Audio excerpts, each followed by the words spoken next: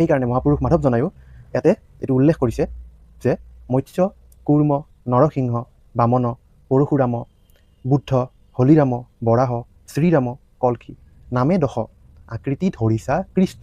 ইয়াতে মাধৱপুৰুষজনে আমাক কোৱা নাই যে আকৃতি ধৰিছা নাৰায়ণ, ইয়াতে কৈছে আকৃতি ধৰিছা কৃষ্ণ। অৰ্থাৎ এই যিমানবোৰ অৱতাৰ আছে আৰু যিমানবোৰ তেওঁৰ 24টা অৱতাৰ দেৱী দেৱতা এইবিলাক সকলো ভগৱান শ্ৰীকৃষ্ণৰ অংশ আৰু পুংখ। মৎস্য, কুৰ্ম, নৰসিংহ, বামন, পৰশুৰাম, হলিৰাম, বৰাহ, শ্ৰীৰাম, বুদ্ধ, কল্কি নামে দশ আকৃতি ধৰিছা কৃষ্ণ। তজু পাৱে কৰো প্ৰণাম ৰাম, তজু পাৱে কৰো প্ৰণাম।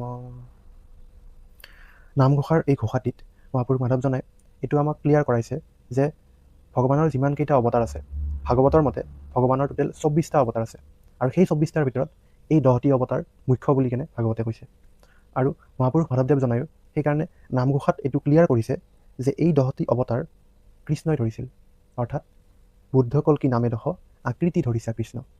সেইকাৰণে তোমাৰ চৰণত মই প্ৰণাম জনাইছোঁ, অৰ্থাৎ তজু পাৱে কৰহো প্ৰণাম, তোমাৰ চৰণত মই প্ৰণাম জনাইছোঁ। এনেদৰে মহাপুৰুষ মাধৱজনাই এই ঘোষাটিত কৈছে।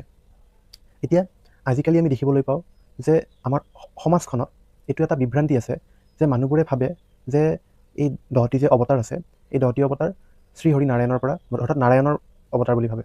আচলতে এইটো এটা আধা সত্য। কিয়? আচলতে ভগৱান শ্ৰীহৰি নাৰায়ণ আৰু কৃষ্ণৰ মাজত কোনো পাৰ্থক্য নাই, একে।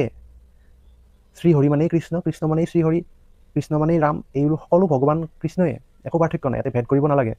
কিন্তু ভাগৱতমে এইটোও আমাক কৈছে যে এতেই চাংশ কলা পুংসঃ কৃষ্ণস্তু ভগৱান স্বয়ং, অৰ্থাৎ বাকী যিমানবোৰ অৱতাৰ আছে, যিমানবোৰ দেৱী দেৱতা আছে, এইবোৰ সকলো ভগৱান কৃষ্ণৰে অংশ আৰু পুংখ, কিন্তু স্বয়ং ভগৱান হ'ল শ্ৰীকৃষ্ণ, পৰম পুৰুষোত্তম ভগৱান শ্ৰীকৃষ্ণ।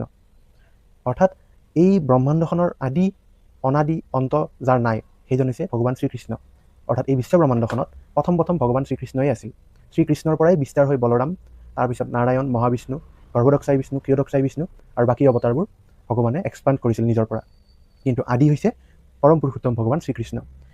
এইটো আমাৰ এইকাৰণে ক্লিয়াৰ হ'ব লাগে যে ভগৱান শ্ৰীকৃষ্ণই হৈছে পৰম পুৰুষোত্তম ভগৱান, বাকীবোৰ তেওঁৰ অংশ আৰু পুংখ।